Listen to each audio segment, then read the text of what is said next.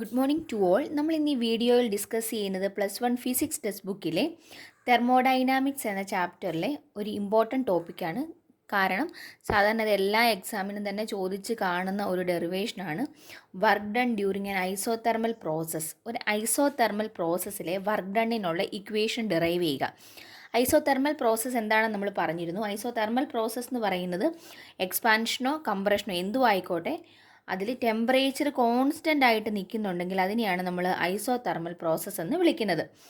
അങ്ങനെയാണെങ്കിൽ അതിൽ ഗ്യാസ് ചെയ്യുന്ന വർക്ക് അല്ലെങ്കിൽ ഗ്യാസിൻ്റെ മുകളിൽ കിട്ടുന്ന വർക്ക് അതെന്താണ്, അതിൻ്റെ ഇക്വേഷനാണ് നമുക്ക് നോക്കേണ്ടത്. വർക്കിൻ്റെ ഇക്വേഷൻ ഓൾറെഡി നമ്മൾ ഇതിന് മുന്നിലുള്ളൊരു വീഡിയോയിൽ ഡിസ്കസ് ചെയ്യുന്നു. Work is equal to integral V1 to V2 PdV. ഇങ്ങനൊരു ഇക്വേഷൻ നമ്മൾ ഓൾറെഡി പഠിച്ചിരിക്കുന്നതാണ്. പിന്നെ നമുക്ക് ഈ ഒരു കേസ് ഐസോതെർമൽ പ്രോസസ്സിൽ എങ്ങനെ അപ്ലൈ ചെയ്യാൻ പറ്റുമെന്ന് നോക്കാം. അതിനുവേണ്ടി ഓൾറെഡി നിങ്ങൾ പഠിച്ചിട്ടുള്ള ഒരു ഇക്വേഷനാണ് PV is equal to nRT, ideal gas equation.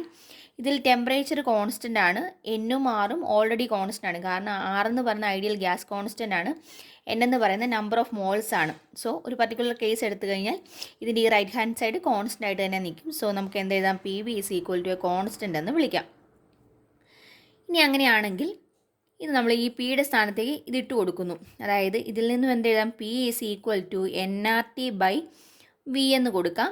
അങ്ങനെയാണെങ്കിൽ ഇത് ഇതിലേക്ക് സബ്സ്റ്റിറ്റ്യൂട്ട് ചെയ്യുക. അപ്പോൾ എന്ത് വരും, integral V1 to V2 nRT by V into DV എന്ന് കിട്ടി.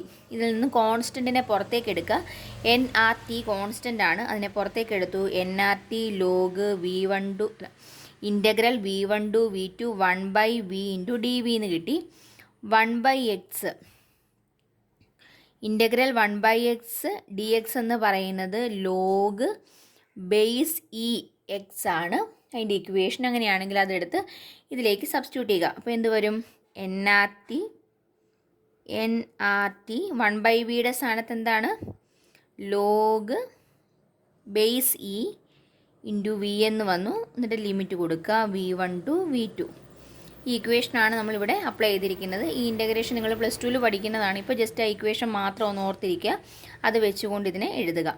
ഇനി എന്ത് ചെയ്യണം, nRT ലോഗ് ബേസ് ആദ്യം അപ്പർ ലിമിറ്റ് കൊടുക്കുന്നു. So V2 minus log V1 എന്ന് വന്നു.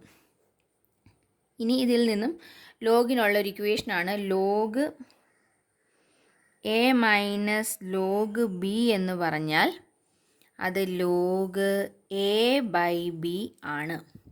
അങ്ങനെയാണെങ്കിൽ അത് ഇതിനകത്ത് കൊടുത്തു കഴിയുമ്പോൾ എന്ത് വരും, എയുടെ സ്ഥാനത്ത് V2ഉം ബിയുടെ സ്ഥാനത്ത് V1ഉം ആണ്. ഇക്വേഷൻ എങ്ങനെ മാറും, nRT log base V2 by V1 എന്ന് കിട്ടി. ഇനി ഇവിടെ ബേസ് ആയിട്ടാണ് കിടക്കുന്നത്, അത് ബേസ് 10ലോട്ട് മാറ്റണം. അതിനുവേണ്ടി ചെയ്യുന്ന എന്താണ്, 2.303 വെച്ച് മൾട്ടിപ്ലൈ ചെയ്യുന്നു. nRT ലോഗ് ബേസ് 10 ആയിട്ട് മാറി V2 ബൈ V1 എന്ന് കിട്ടി. അപ്പോൾ ഇതാണ് ഐസോതെർമൽ പ്രോസസ്സിലെ വർക്ക് ഡണ്ണിനുള്ള equation 2.303 nRT log base 10 V2 by V1 എന്നുള്ളത്. ഇനി V2 ബൈ V1 എന്നുള്ളതിന് പകരം പ്രഷറിൻ്റെ ടൈമിൽ നമുക്കിതിനെ എഴുതാം. നമ്മൾ ഓൾറെഡി ഗ്യാസ് ഇക്വേഷൻ ഒന്ന് മോഡിഫൈ ചെയ്തപ്പോൾ പറഞ്ഞിരുന്നു. നോക്കിക്കേ, P is equal to nRT by V ആണ്. എന്ന് പറഞ്ഞാൽ പ്രഷറും വോളിയവും ഇൻവേഴ്സ്ലി പ്രപ്പോർഷണൽ ആണ്. അങ്ങനെയാണെങ്കിൽ ഇതിനെ എങ്ങനെ റൈറ്റ് ചെയ്യാൻ പറ്റും, 2.303 nRT ലോഗ് ബേസ് 10 V2ൻ്റെ സ്ഥാനത്ത് എന്ത് വരും, പ്രഷറാണെങ്കിൽ P1 ബൈ P2 എന്ന് വന്നു. അതായത് ഇവിടെ V2 ബൈ V1 ആണെങ്കിൽ ഇവിടെ P1 ബൈ P2 വന്നു. കാരണം വോളിയവും പ്രഷറും ഇൻവേഴ്സ്ലി പ്രപ്പോർഷണൽ ആണ്.